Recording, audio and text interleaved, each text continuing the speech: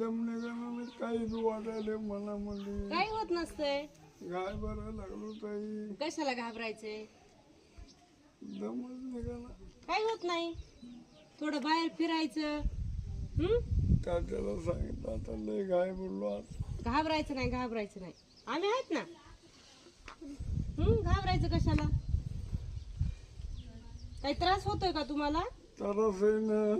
काय त्रास आहे? काय बसू वाटत नाही, काही मन लागत नाही, कुठं काहीच नाही. आराम करायचा मग.